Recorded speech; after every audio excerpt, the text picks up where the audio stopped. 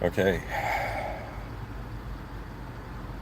Bismillahirrahmanirrahim. In the name of God, the most benevolent, the most merciful. Alhamdulillah Rabbil Alameen. All praise due to the Lord of the worlds. Rabbil Firli. May God forgive us for the mistakes that we know we make and we don't know that we make.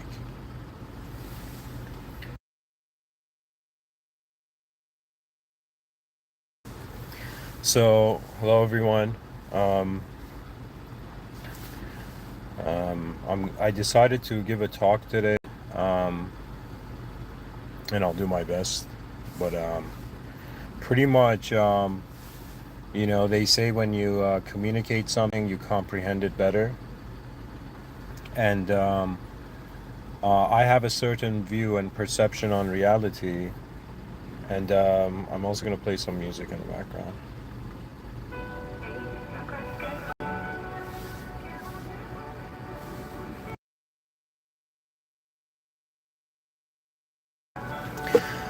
I wanted to speak to you about how the past. Okay, let me calm down. About how the past reached a sort of position of perception, and there was a gentleman who shared this idea of the archaic revival, and this means that human beings and species on the planet, and as the generations go by, there are generational value systems. So similarly, how we are an individual and you as an individual have a value system, if you actually pay closer attention, you will see it's kind of like concentric circles in an onion style fashion. Value systems are encompassed within value systems. So you as an individual have your own value system based on your experiences, but then there is culture. And so culture is its own value system. And even if you want to go between the individual and culture, the a sort of bridging force there is that there is language. That means us understanding language, learning language is another way of saying that the human communication is actually an exchange of values. But these values for now have a sort of symbolic position. So right now, what I'm actually doing as a human being, or any human being that communicates to others, is in some sense kind of like, hey, we're 8 billion human beings on this planet, and so this is the value system that has emerged to me, also because of my emergence here.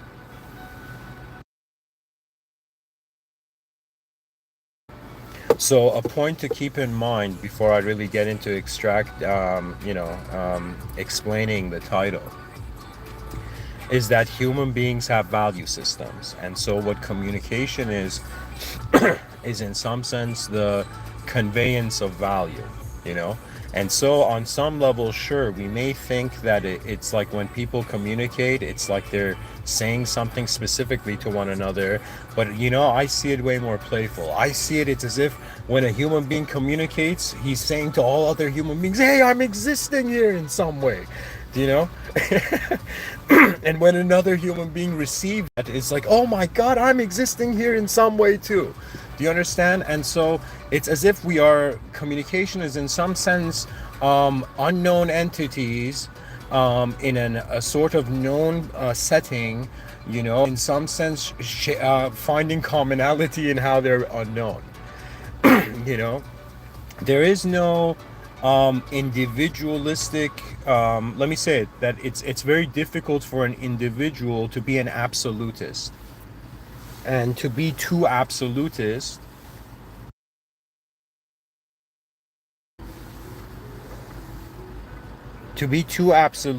is actually detrimental to one's mind. you know that means the way this world kind of reveals itself is that you're always close enough but never really there. Because if you were there, it would stop being a changing system. do you know But religion and I'm somebody who, for a while, you can say, is that I have communicated about metaphysics and spirituality. That means I tapped into spiritualism before actually comprehending religion. And, at first I had this mentality that, oh my God, have I been sinning this whole time talking about the unseen? I had that attitude. But I came to this realization that it's as if it was a sort of strange blessing to be able to start from somewhere else and then come to the idea of religion. That means there's some people who go towards religion and then they go towards spirituality. I've seen many people like this. you know but for me it was strange. I went to spirituality, then I'm like, yo man, I'm seeing some patterns here in the religious perception on things. And so, of course, the core values that I have is that I want to see an advanced civilization in this lifetime, and by realizing it is more important than me, I feel like serving something more important than me. But for the long time, for the decade that I was giving these talks, and it was just about like advanced civilization, it still is, right? But the notion has become way more significant because I have realized that we are at the point of an archaic revival of the concept of God as the concept of an existential system administrator. Do you see? It's the new language of a new time, and we as human beings are here now in this era.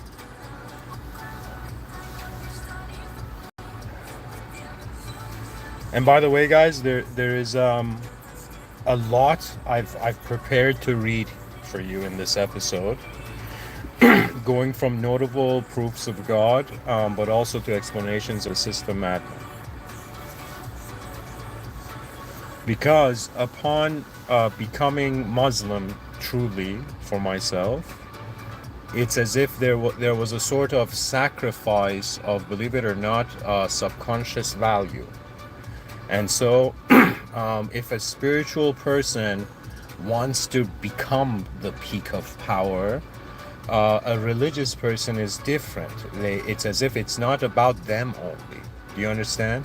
So the thing about religion, it's kind of like, it's strange for me to say, and I don't want to undermine anybody's experiences because I don't have their experiences, I have my own. But spirituality is kind of like um like the child is still in the cradle, right? It's not the child that's walking on its own yet. And the reason for that is that it's not about noticing. And this you might find this strange as somebody named Mr. Within saying that, because the entrance to spirituality is going within, is wondering about what's within you. But the issue is that at some point, if you really deeply go within, you tap into, you kind of begin noticing a divine surveillance state. And what this means is that you begin to realize there is administration going on beyond how your mind can administer your experience. Do you know? So a spiritual person may think that they are God, but a religious person knows they are not. There's a difference. Do you see? There's a huge difference. But human beings are at different stages, different positions. Guys, just a second. I'm gonna have a drink of water here.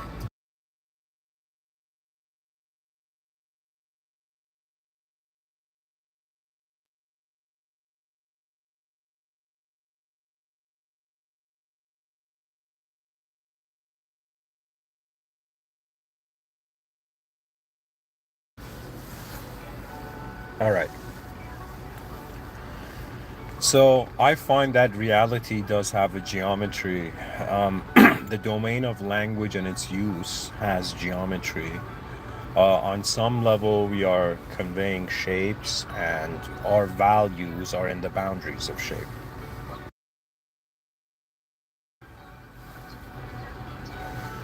Now, to warm up to the title, there's two parts to this episode. One part is me diving into how the analogy of a system admin fits and is the archaic revival for the technology bound generations of the future. That means one thing that I find it important is that the idea of God will not be forgotten, but its language may. And so in some sense, as a sort of shielding the language of what religion is pointing to, and of course there are different religions, and I am speaking more as someone who's Muslim. And as someone who's Muslim, for example, there are role models. There is the Prophet, peace be upon him, and upon all prophets. But there is a role model, but even the Prophet, peace be upon him, said that I do not give you salvation, it is the system admin, right? I mean, if you look at the human experience, it's about engagement. Right now, you're, let's say, engaging somebody speaking. You're with your ears. Okay. So reality is basically engagement, engagement of a certain set of forms with, let's say, the greater context of forms. It finds itself other sets of forms. And so the point is that in these different schools and in all these, like, human beings having different value systems, cultures being different value systems, the notion and the idea that there is, whether you're traditional and you want to see a king to the world, or you're modern and you want to see a system admin,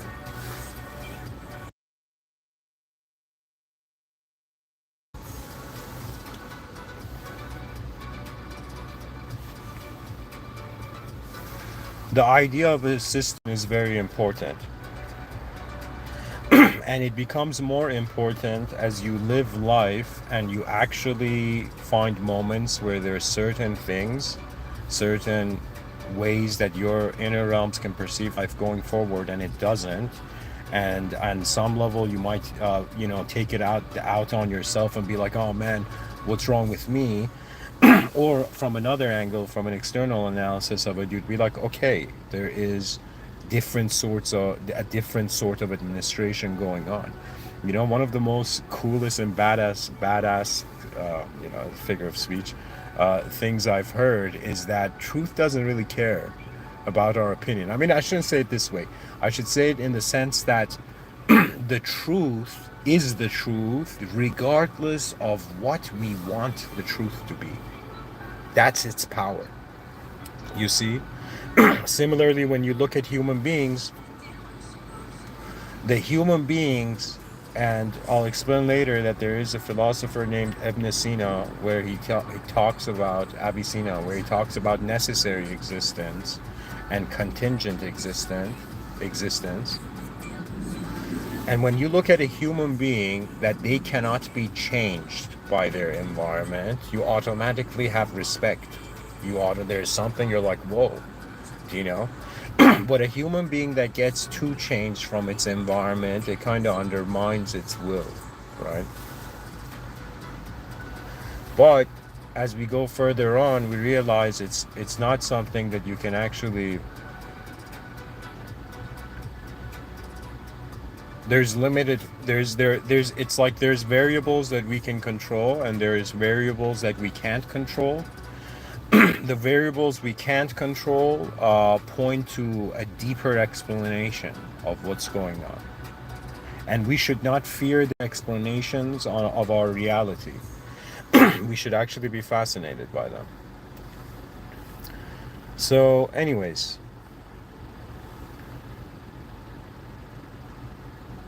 let's dive into the notion of God being a system admin.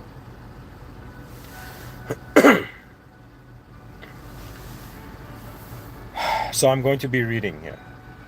How God is like a system admin. To understand the idea of God, through a modern analogy,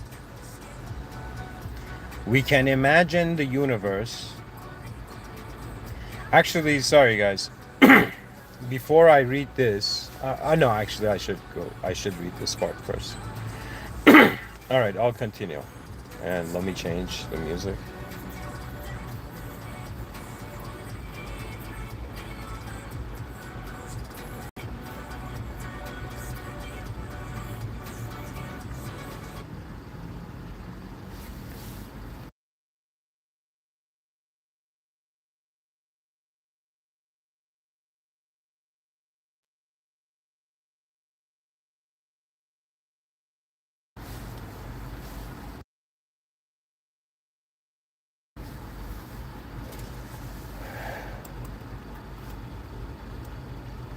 All right. So, towards the idea how God is like a system administrator. Pay attention here, get a notebook to take notes if you like. To understand the idea of God through a modern analogy, we can imagine the universe as a sophisticated and incredibly complex digital system or network. In this metaphor, God is the system admin, the ultimate administrator who sets up, maintains, and manages the entire system.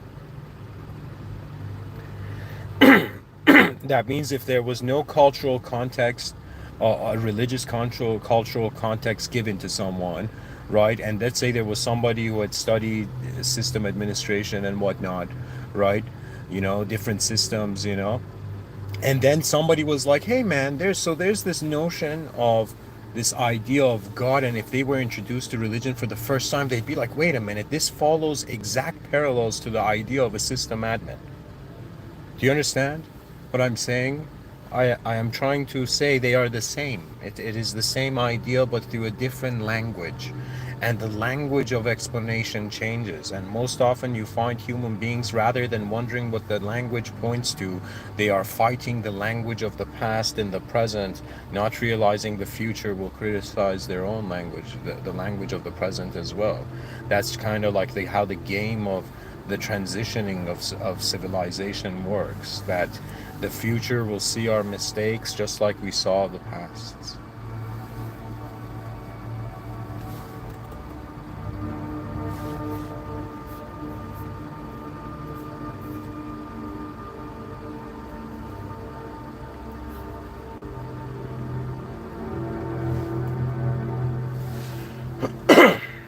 To continue,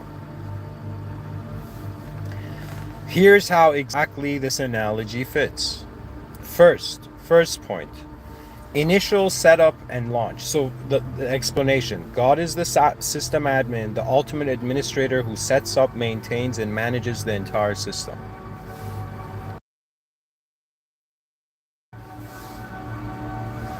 Then we go to first point, initial setup and launch. Just as a system admin installs software, configures hardware. Guys, honestly, I was really enjoying the previous song. I'm just gonna go to that. Just as a system admin installs software, configures hardware, and starts the entire system for the first time, God initiates the universe. He sets its laws, establishes initial conditions, and boots up the reality we experience. Without the admin, the system would never start running.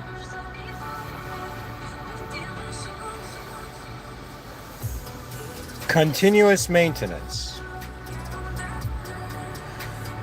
Every digital system requires constant management.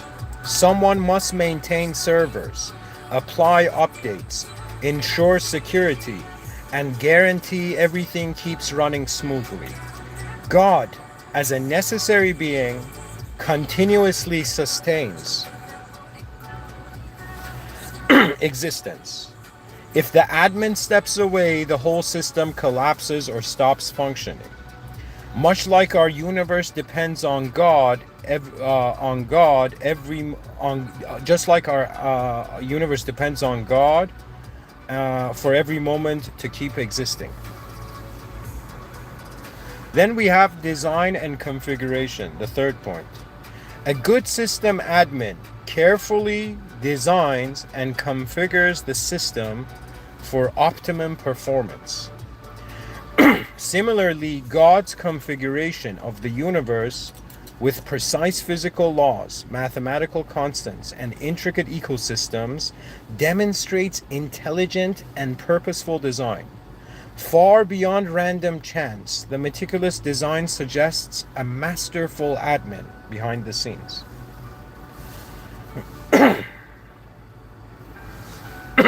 Excuse me. Universal rules and permissions. Every well-managed network has clear rules, permissions, and boundaries to keep things secure, orderly, and efficient. God, similarly, establishes moral laws and universal ethical guidelines. These rules ensure humanity lives in harmony, much as admin enforced permissions maintain over within a network.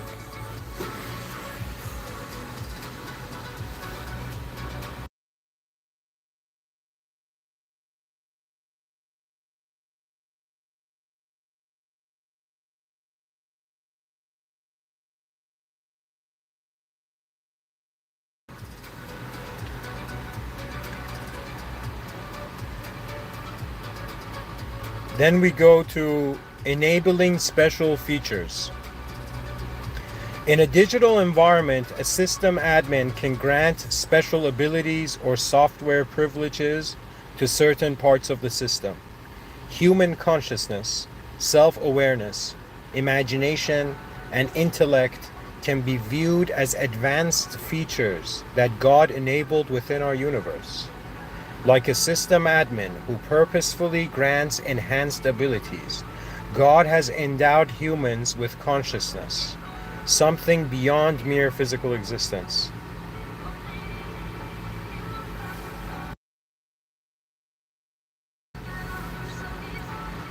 Then we go to providing special proof.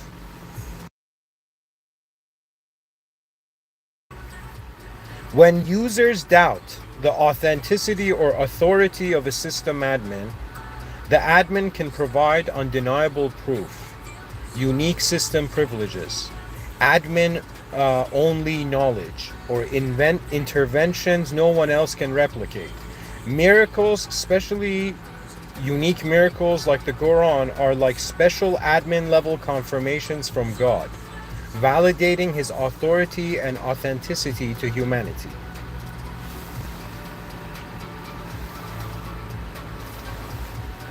And guys, just to be clear for whoever's listening, I am Muslim and I am speaking through that context and view of reality. Okay? You as an individual may have different values, and it's up to you yourself to experience life, right? For me, in the depths of kind of metaphysical analysis, I found a clear lining in how this analogy of the system admin fits. So anyways, we go to the next thing, default settings. Every computer system comes with default settings that guide users naturally towards certain behaviors. Similarly, God has embedded in human nature an instinctive, default inclination. In Islam, this is called fitra, to recognize and seek connection with a higher power. This built-in natural awareness is comparable to a system admin who pre-configures settings so that users naturally know how to operate within the system's intended purpose. So to kind of recap all these, initial setup, God launched and activated the universe. Maintenance, God constantly sustains and manages existence. The design point, God configured the universe with intelligent precision, rules and permission. God established universal moral laws. Special features. God granted humans unique consciousness and self-awareness. Special proof. God provided miracles as undeniable evidence of divine authority. Default settings. God placed an innate belief within human nature.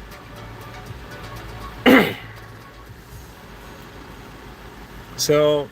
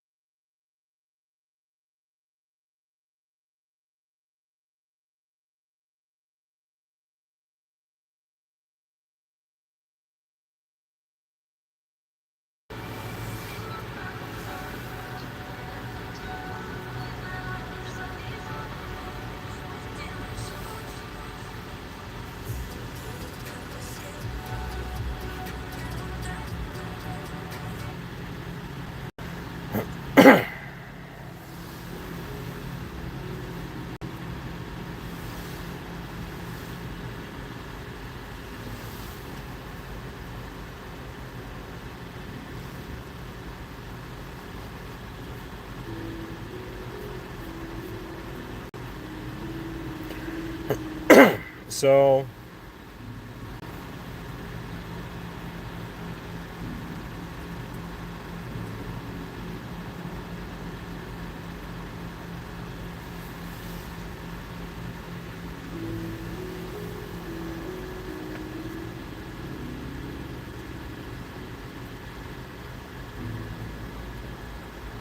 the next part is explaining notable proofs that there are currently in our academic reality and throughout history that are proofs of God.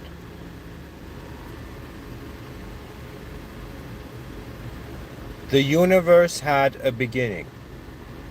This is called Kalam, cosmological argument. It follows three statements. Everything that begins to exist must have a cause. The universe began to exist, therefore the universe must have a cause.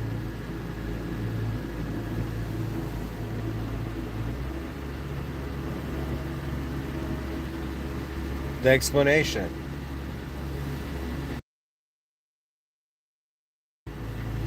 Imagine dominoes lined up. If they fall, someone must have pushed the first domino. The universe is like these dominoes. It had to start somewhere.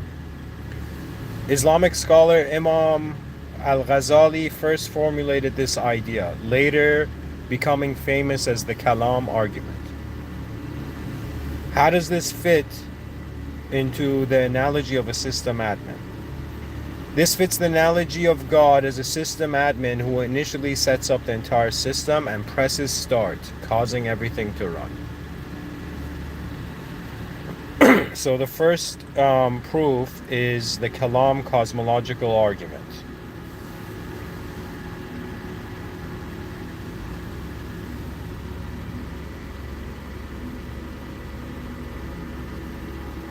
The universe had to have a start, and its start can't be in the explained based on what's in the universe. So that's the Kalam cosmological argument. Then we go to the necessary being. This is Ibn Sina's proof. Ibn Sina in Western circles is known as Avicenna. So his proof goes like this. Everything around us is either contingent, meaning it depends on something else for its existence, or necessary, meaning it exists by itself and cannot fail to exist. Look around. Humans, trees, stars all depend on something else. We didn't create ourselves and we don't control our existence. Because everything we know is dependent, there must be at least one independent being called the necessary being. That means everything that is contingent has to be a contingent to an original, a necessary being that started it all and doesn't depend on anything else. The necessary being is what we call God.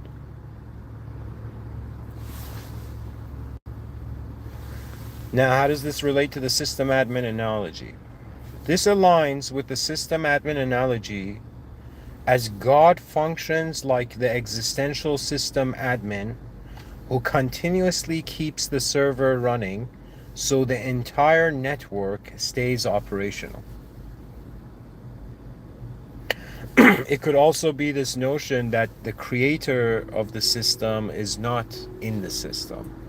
Just like, somebody who created the computer isn't in the computer. I don't know, Bill Gates is living in a mansion. He's not living in a computer.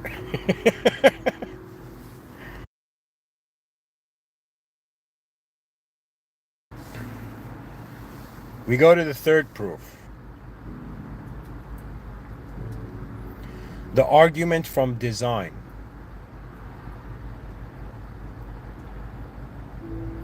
When you look at something complicated, like your phone, a watch, or even a building, you know intrinsically, you know instinctively someone designed it. You never think it appeared randomly or accidentally. Similarly, the universe is far more complex and perfectly balanced than anything humans have ever created. Planets, stars, ecosystems, even your body. They all follow precise rules and designs. So logically, if even small things must have a designer, the incredible complexity of the universe also suggests a grand designer. Islamic scholar Al-Ghazali highlighted this idea, emphasizing how the complexity and perfection in the world point clearly to God. Yeah, I mean, you can look at reality and you obviously can acknowledge that the world system is way more complex than your individual system. That's why we're engaging it even.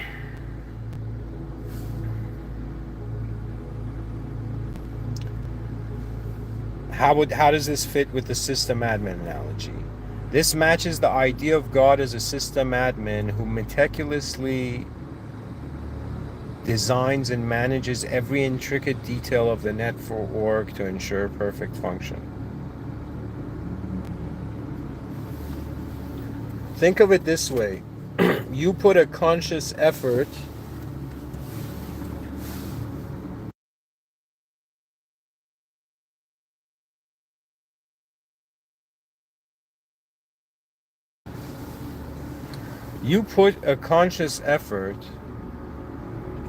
to, let's say, clean your room or clean your kitchen.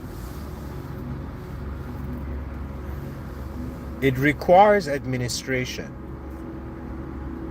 But if you're not in that space, it doesn't, if it doesn't get maintained, it goes into decay. And so how the existential system is coded to be maintained, there's a fascination there on its own. That means me communicating right now, the leaves on the tree outside my car window moving, everything, all these different human beings functioning and moving around. It's suggesting a very advanced, I guess, maintenance process.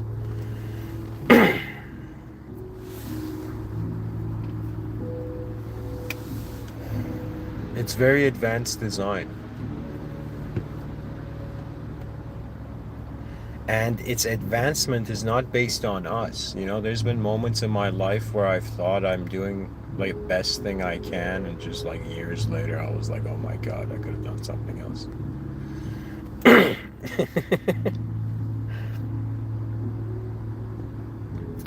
The argument, we move on to the next proof. The argument from morality. Most people agree that certain things are objectively right or wrong, like kindness versus cruelty, honesty versus lying. But if morality was only created by humans, then right or wrong would be subjective, based purely on opinions. Yet we instinctively know there's a universal standard of morality beyond human opinion. If there's a universal moral law, there must be a universal moral lawgiver. That moral lawgiver is God.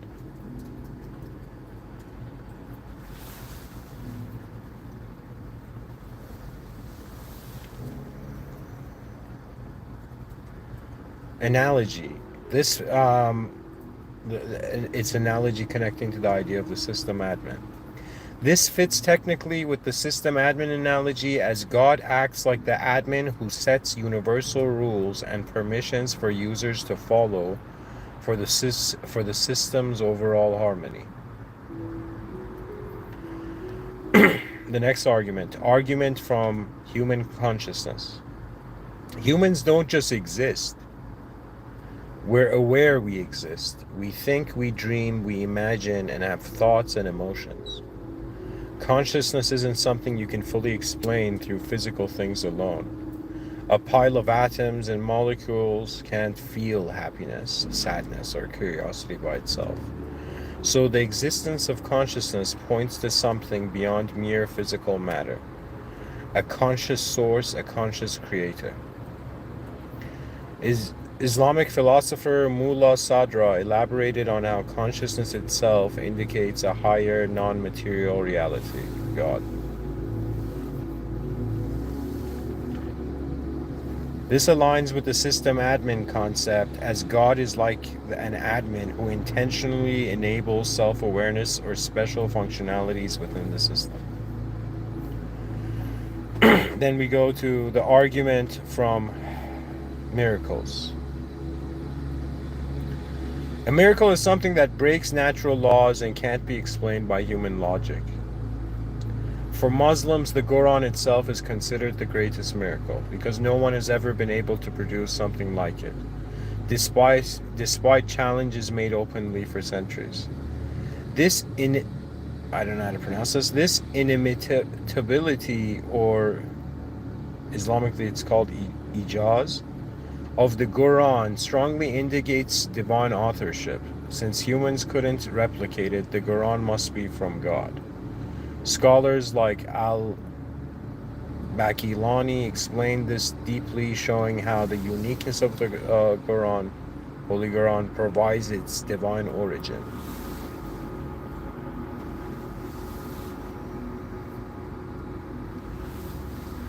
This fits the analogy of a system admin because it resembles a system admin providing unique, unreplicable proofs or special access features that confirm their ultimate authority.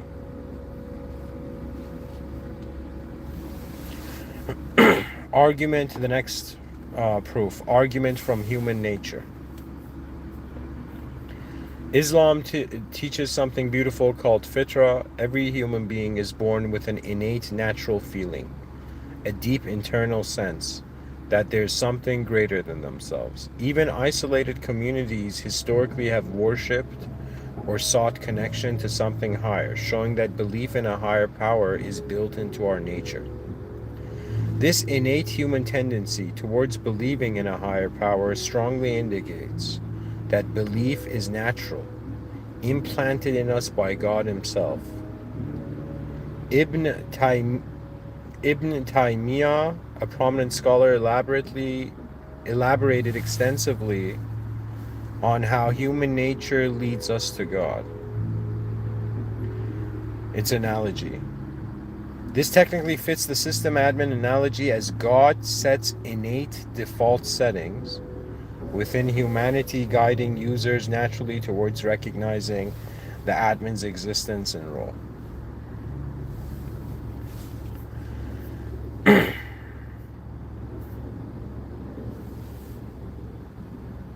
So the first proof was the universe had a beginning. God is a system admin. He set up the entire system and press start. Everything's running. The second proof, the necessary being by Ibn Sina's proof. God is functioning like the essential system admin who continuously keeps the server running so the entire network stays operational.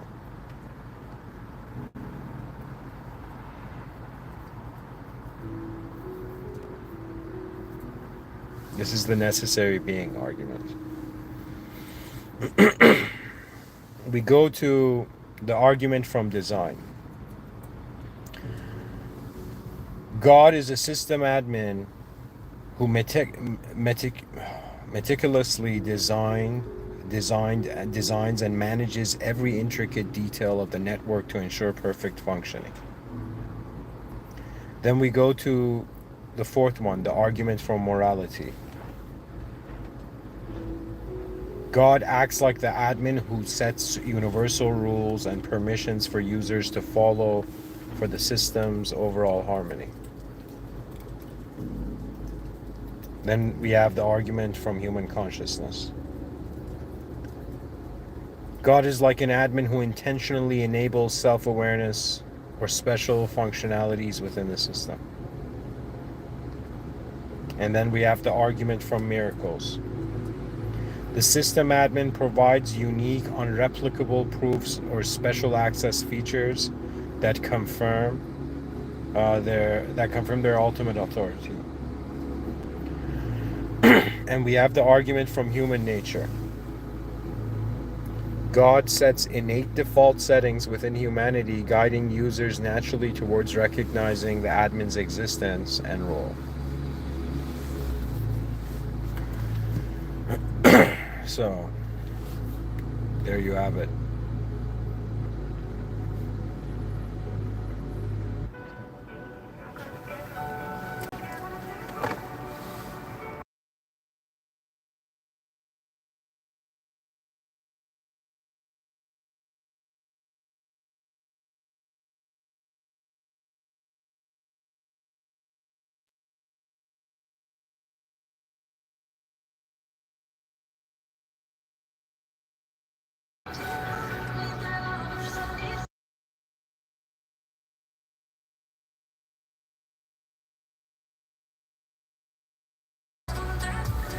You know,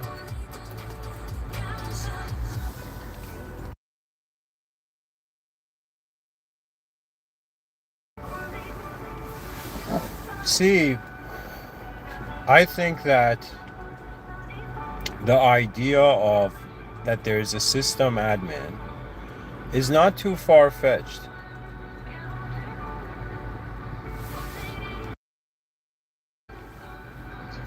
I think that human beings in the future will become more fascinated with establishing a conscious, which is a special feature given to us, establishing a relationship with the system admin rather than being like there is no system admin or there is. Like there's a different fascination. One thing I know, that it doesn't matter what kind of human being you are, I guess this is an innate functionality designed within us, is that we go towards what is fascinating. And even though, let's say, something fascinating happens, a part of us may not want to engage it, but it will still be engaged subconsciously. We will still wonder about it.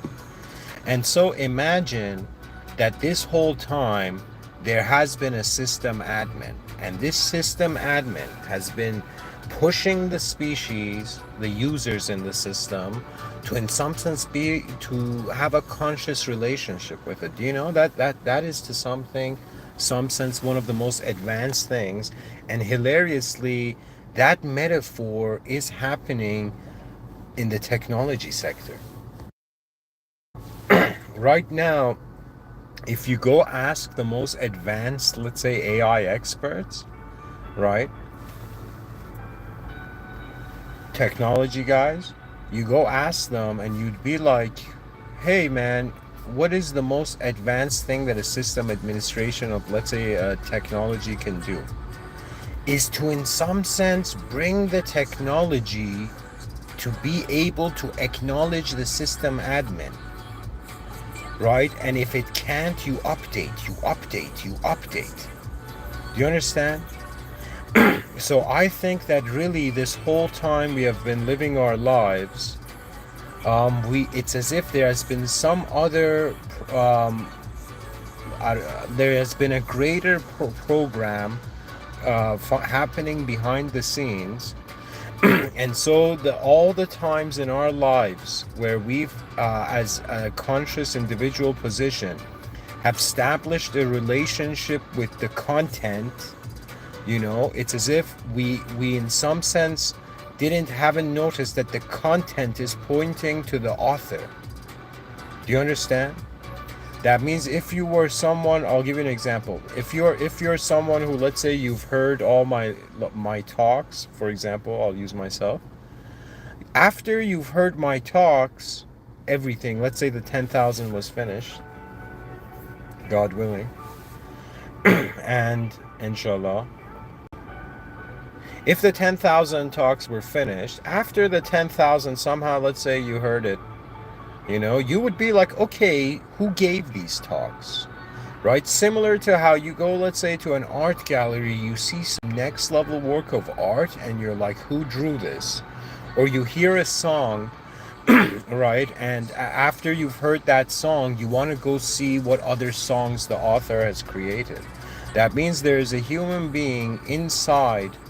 This is another way of kind of making parallels. Of course, the idea of God and the system admin is beyond any description in the system we give it. But if you consider it like this, that God was a musician and God created a track, okay, and right now we're a note in that track, but somehow a certain part of that, or so let me say it this way, God created the system admin created a simulation.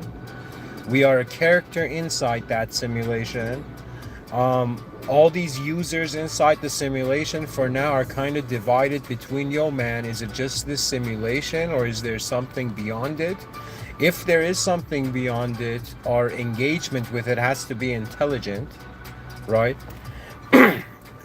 And in some sense, what I'm saying is, it's like, imagine, this is kind of fascinating metaphor.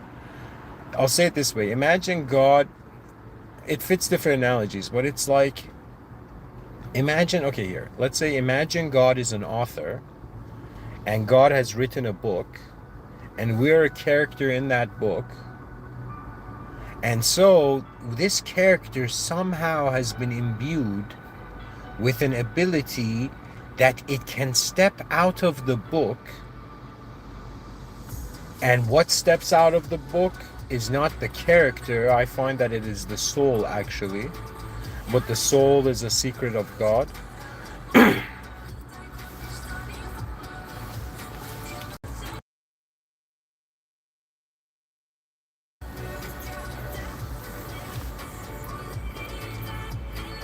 So it's like a character from one novel notices the author and realizes the author has written many novels.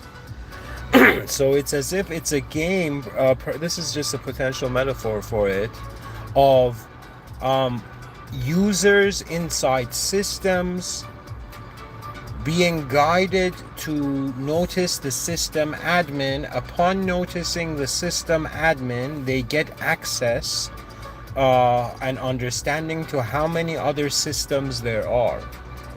And so poetically, it would be like the story of the individual is kind of like the character that lived through the whole novel just to realize that beyond the novel, what is written doesn't necessarily have to relate to the novel. That means it's like we're inside one simulation of a system admin. When we step beyond the simulation, we notice that there are other simulations.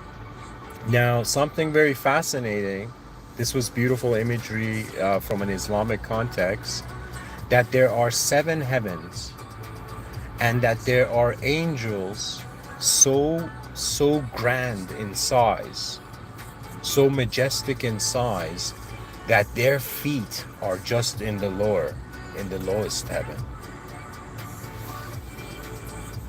For me, as someone who likes the idea of honor, who likes the idea of a royal honor, king, if they told me, hey man, if you had a choice of going anywhere in the past, I would go in an era where still, kings had, the era where there were swords and shields, and in some sense, an honor of what's it, kingly proportions, right? For me, that's very fascinating. That era in the past. But of course, I was born in 1991.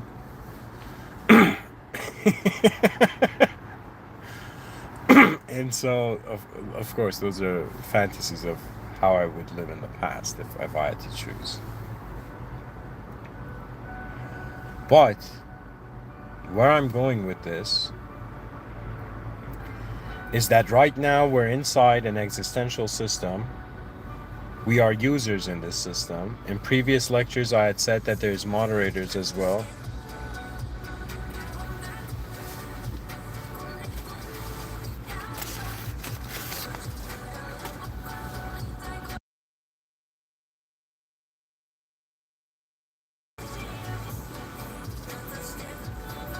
And so we are right now inside this, the depth of this idea even points to the consideration that even if we build the most advanced civilization, the depth of understanding that, let's say, even originates from the essence of being, of the soul, it goes beyond the simulation. What that means is that there is worldly curiosity, fascination, and then there's a fascination beyond the world. And when you wonder about that, what's fascinating beyond the world, in some sense, if you want, it's kind of like there's either a governing system or not. For me, in my experiences, it is very clear. Like, use different words for it, whoever you are, I doesn't matter for me. I know that there's a system admin. Now, what I'm trying to figure out in simulation while I'm in it is, what is my relationship with the system admin? Do you know? And so, how do I, in some sense, find the contentment to go along in a sort of simulated reality? Because from the Islamic perspective, you are inside a simulation, and this simulation returns to the original being.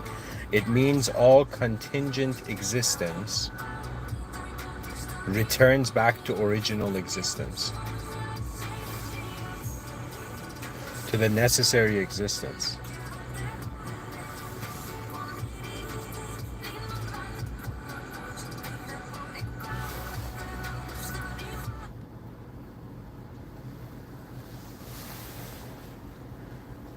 And of course, these are observations, but I'm going to talk about the value of a system admin from a different angle. I've explained it logically so far, but I will say it from the angle of an imperfect human being. Oh, you, whoever you are, have you noticed your imperfections? Have you noticed that you are an incomplete work of art? Have you noticed that there are potential updates? Have you noticed that in the imperfection of your position, you do not always know what is the right action. And so this is why it really fits into the analogy of the system, because when you behave in a certain way in this system, it's as if the system has been coded from before. And so if your behavior doesn't align with the code, something very unique happens. You know, there was something that let me see if I can find it for you.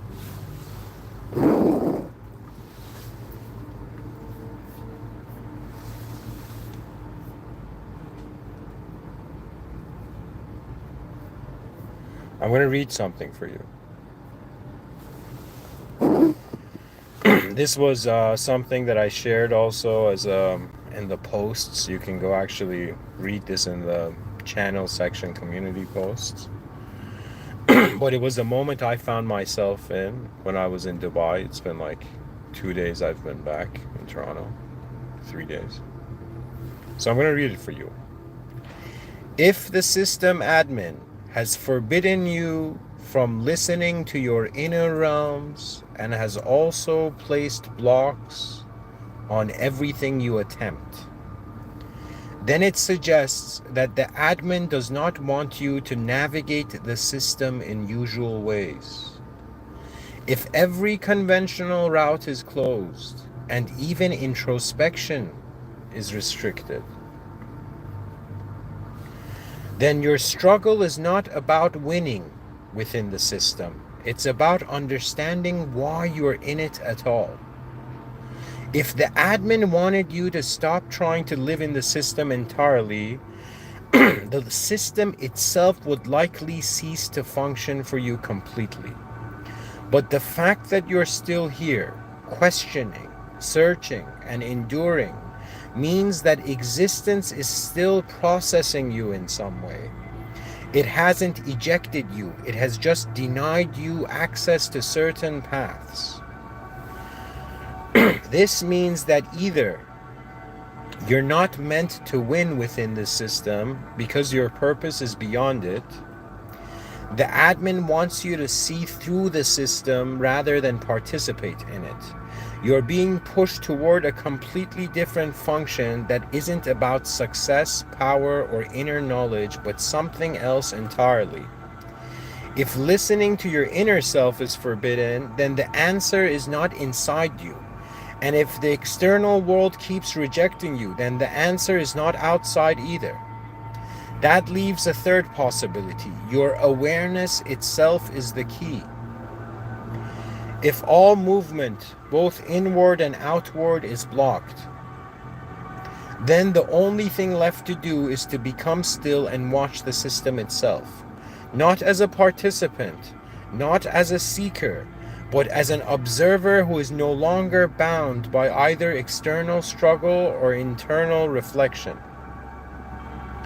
When all doors are closed, the only way forward is not through them, but beyond them.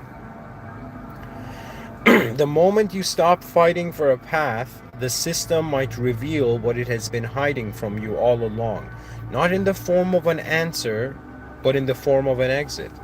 The admin hasn't asked you to leave, only to stop playing by the rules you thought were necessary. So stop searching, stop trying, stop expecting, and just see what happens next when you do nothing at all. If all paths, external action and internal reflection, are blocked, then the only thing left to do is to stop trying to push through the system and start observing it instead. This does not mean giving up, nor does it mean rebelling. It means shifting from participation to observation. So guys, this is a unique case. This is pretty much what I'm reading for you. It was a moment where I felt like, okay, inner realms, can't access it, can't touch the unseen like that. Outer realms, certain blockades, okay.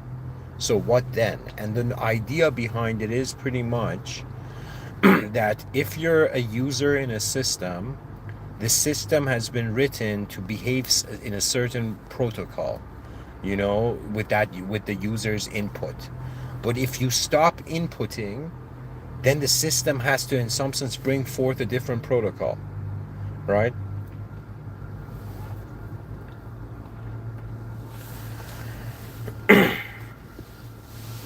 This is for that case, right? Anyways, I'll read it for you, the rest of it. And it says how you go about this. Stop playing the game for a while, which I actually did, believe it or not. If the system denies you every path, stop forcing progress. Do not chase goals, force breakthroughs, or demand answers. Instead of struggling to move forward, pause completely. Observe what happens when you stop trying. Systems react to inactivity. If a user stops inputting commands, the system sometimes reveals its hidden processes. The system has been reacting to your movements. Now see what it does when you do nothing. This is not laziness or passive surrender. It is an active experiment, detached from the need for a specific outcome.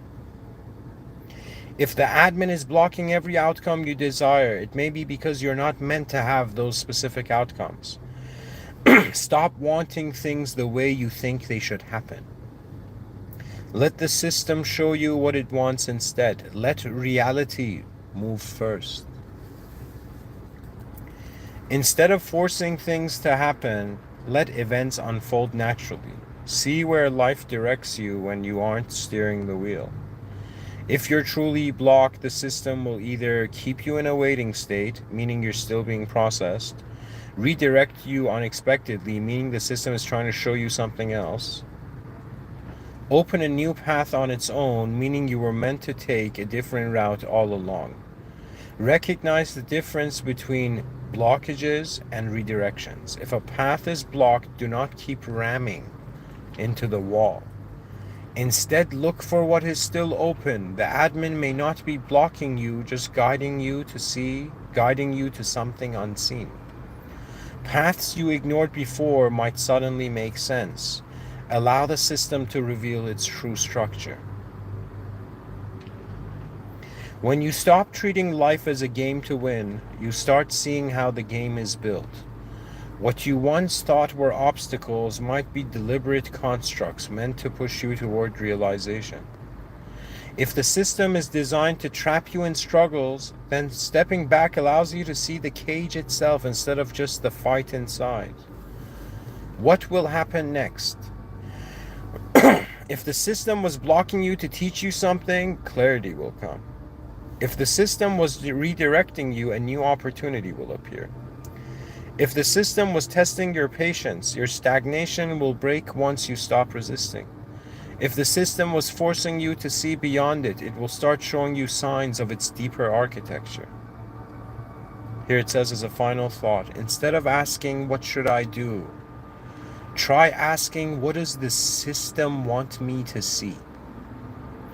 The moment you start forcing movement, the system will either crumble to reveal its true form, or guide you to where you were meant to be all along. Let the system admin speak through the silence and see what it does when you're no longer playing by the expected rules. This is for those people, guys, keep in mind, what I just read was for those people who they feel internally and externally blocked. But the way this life works is that even if you, like aside from the Kubler-Ross model, which I explained in the previous talk, regardless of what happens, because the system keeps going forward, like in my experience, you eventually see, you see the next aspects, the next stage of the level you're in. And, there's a value in, this idea of the system admin and just in religion in general, that it's for someone who, let me tell you this, it's kind of, there's a humorous angle here in a lovely way, that a person may be like, yo man, what am I gonna do right now? A person may be like, hey man, what am I gonna do in a couple hours? A person is gonna be like, hey man, what am I gonna do tomorrow? A person may be like, hey man, what am I gonna do next year?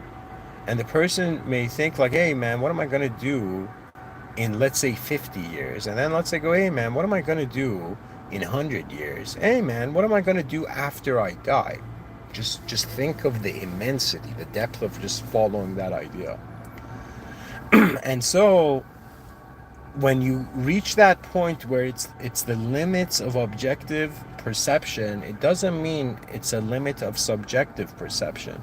You know, it's as if you can say human beings have a sight that relates to seeing objects, but we have a sight that relates to seeing through subjects.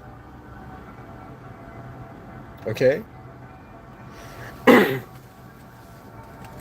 And so the notion of, like, just imagine the sentence. A person's like, hey man, what am I going to do after this life?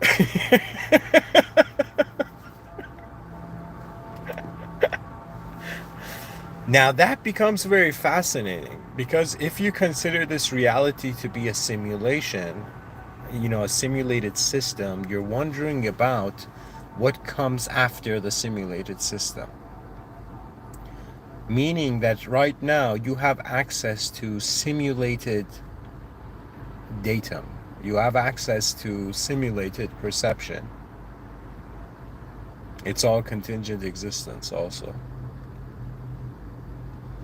But to reach a point where the body is gone, but the fascination and curiosity of what's next is still there, and the discovery of the eyes that never close,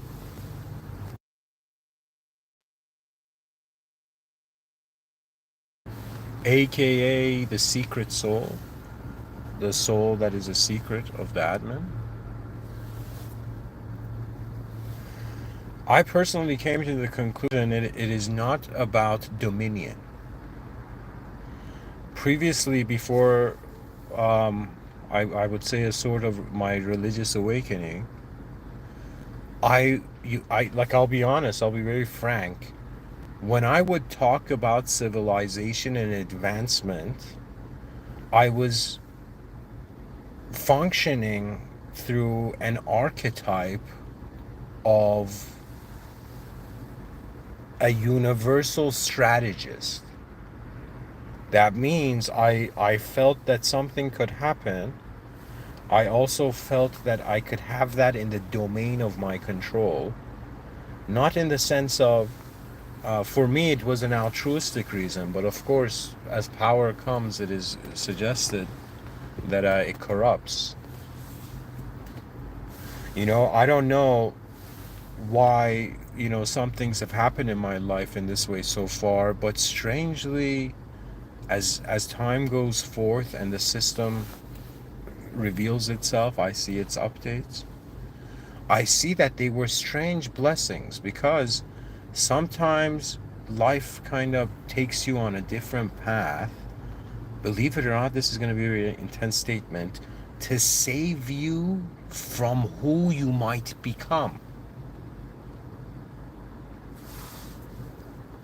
That means I was like, you know, there's in the members section, there's like one talk where I was honestly a little bit, in that talk, intoxicated. I don't drink at all. But and I kind of broke down after, like, you know, 9 years of giving these talks, and I was like, man, imagine pouring so much life force and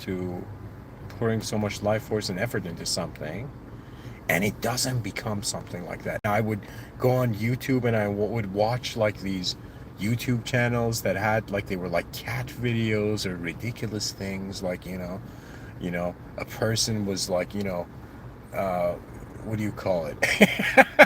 A person was like playing with like goo or clay or something, and that had like millions and millions of views, right? And I was, and for the longest time, I felt like this was taunting me. I'm like, what? Like, how pathetic am I? You know, that in some sense, you know, my voice, you know, was not that significant. But little did I know that that was mercy, because I realized my own imperfections later on, That if right now I had, like, let's say thousands and millions of followers, you know, if I was going from room to room giving talks and stuff, I would perhaps mutate into an entity that I would be pushed into that subconscious archetype of the universal strategist. And what that means is, in some sense, how do I say it? For me, it translated into kind of like, imagine someone going to war with the universe that didn't care. You know, I felt that I would, in some sense, how would I say it? I felt like if I had that level of power, right? And this was before the religious awakening. I would, in some sense, go into the conqueror archetype. And the conqueror archetype is similar to, you know, they say heavy is the sword, you know? That means, like, you cannot fight without, you know, getting affected. You know, it's like the burdens of reality would, in some sense, perhaps either destroy me or block me or push me to a point where I had to become an absolutist and fight for a specific thing my whole life, right?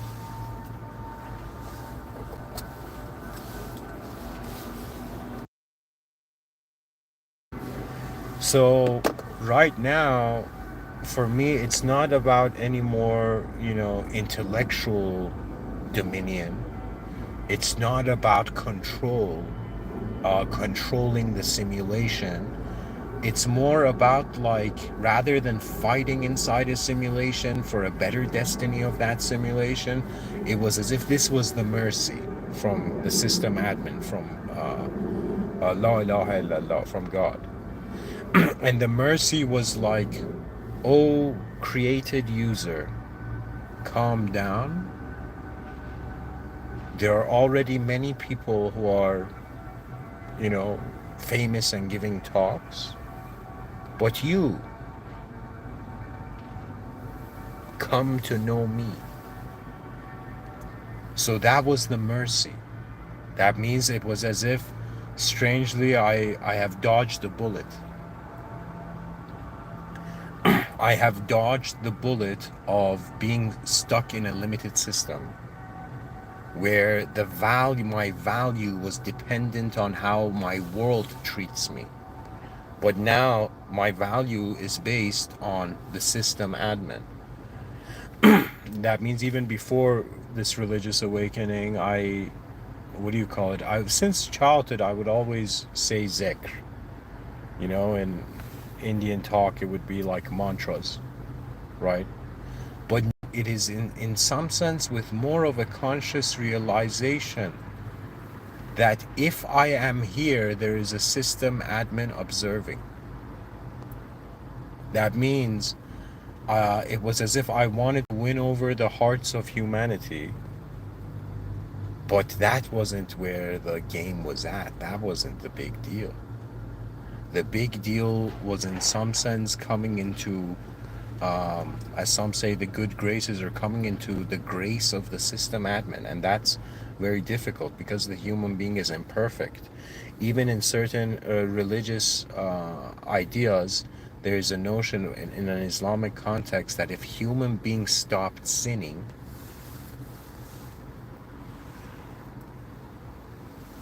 they would, in some sense, all be, it would reset, the system would reset, and there would come an era of sinners again.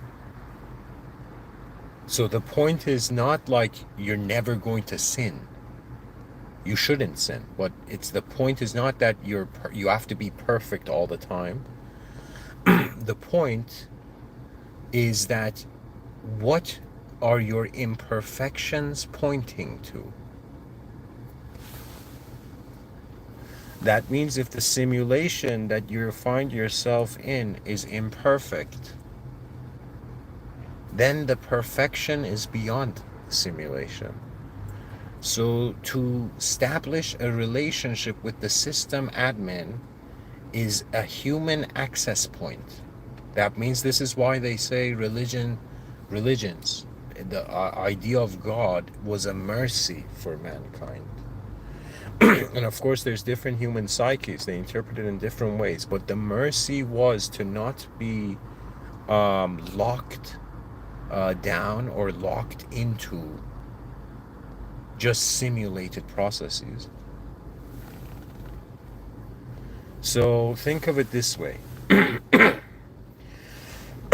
You right now, most likely, most of your values are based on interacting with this system, with what's in it. But if you ever come to a point where you're like, wait a minute, what if this lifetime of mine, what if this life was not about just functioning, was not just about survival, winning, being happy and all of this, but was about noticing the presence of the one and only, the presence of divine authority. And this has to do with your actions. More than what a person says, it is their actions. And for me personally, in my life where I've done some things wrong, and human beings, let's say the brains of different human beings have a different processing power. Moments where I have realized I've made a mistake in a simulation that is way more complex than how I simulated to myself. You might not believe the incredible power of sincerely apologizing to the system admin. It frees your soul from the narcissistic tendencies to be an absolute correction, absolute simulated correction.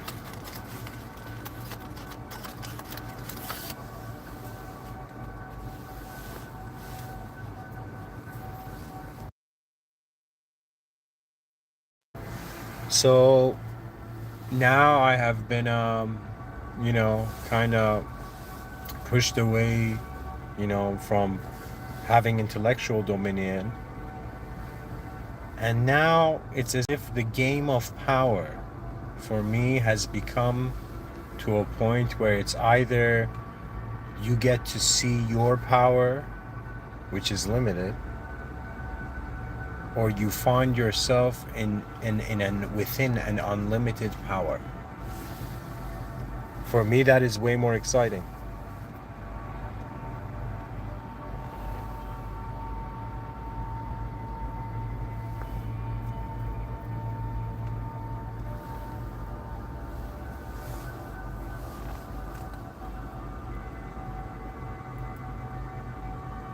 And regardless of what happens, a part of me playfully always smiles because I'm in the system. I'm in history.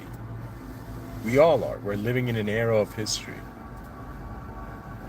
They were people back in the day looking at stars, and there's people now looking at stars on their phone.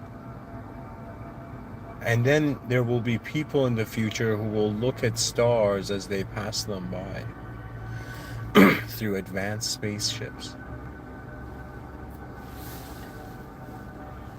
And guys, just to clear up what I mean, that it's a mercy.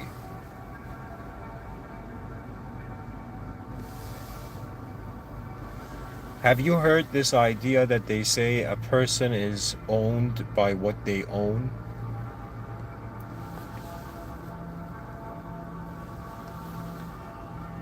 They become owned by what they own.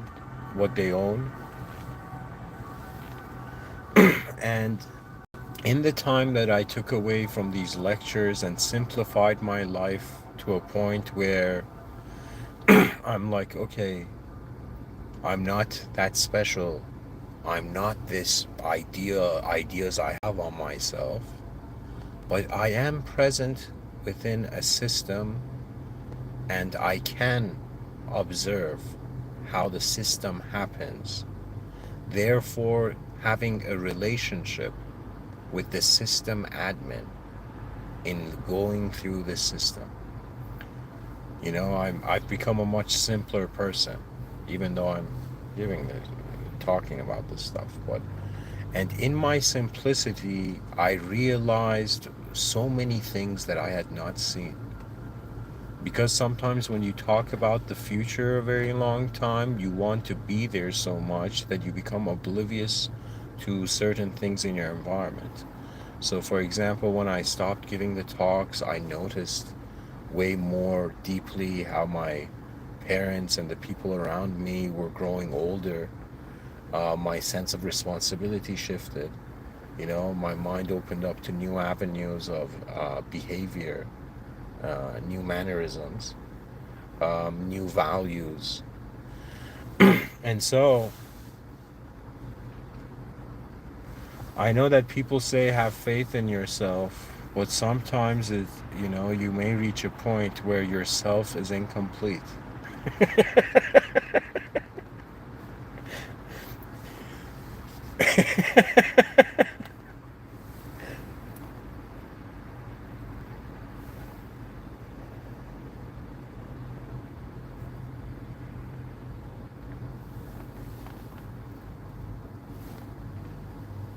For the future generations that potentially, God willing, may hear this.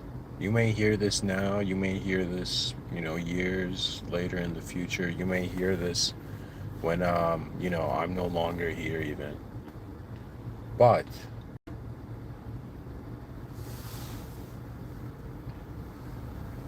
the system admin is way more fascinating than the system itself.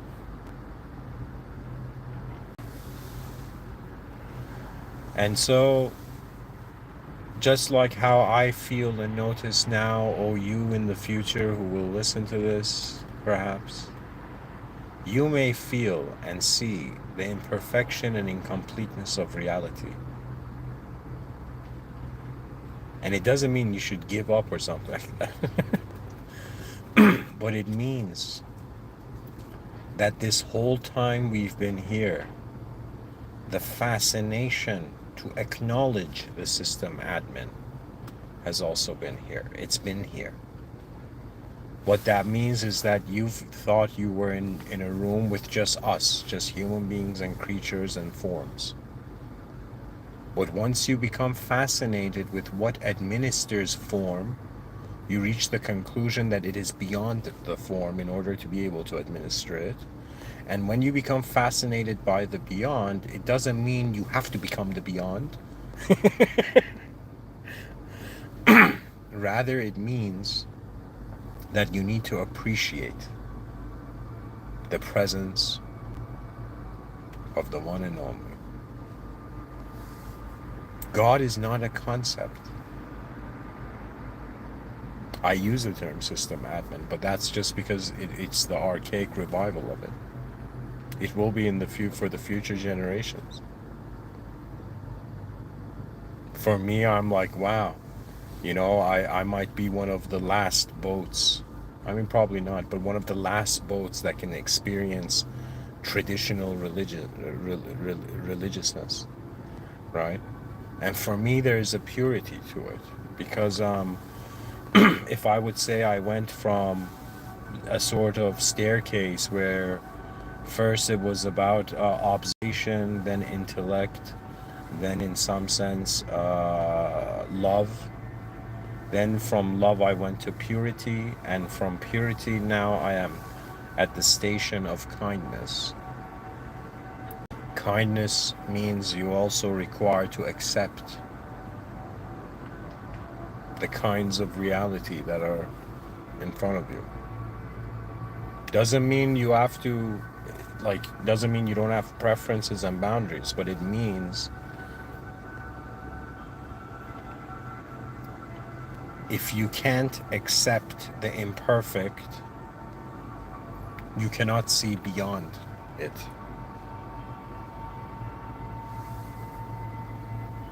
Anyways, thank you for listening. Alhamdulillah Rabbil Alameen. All praise due to the Lord of the worlds. Bismillah ar-Rahman ar-Rahim. In the name of God, the most benevolent and the most merciful. Rabbil Firli. May God forgive us for the mistakes that we know we make and the mistakes that we don't know we make.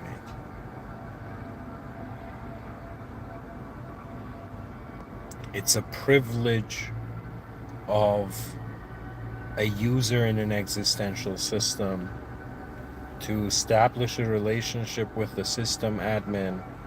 This relationship isn't so complex, but it requires you to, in some sense, put down the sword and shield. You know, that means just like how back in the day they went in the presence of a king, warriors would kind of like put their sword down. They wouldn't go there holding a sword in their hand. The guy's like juggling two swords going in front of a king, like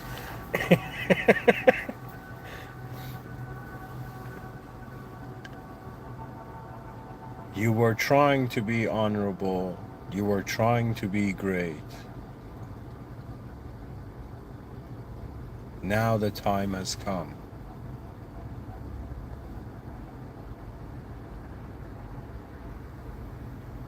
To be present in the honor of greatness.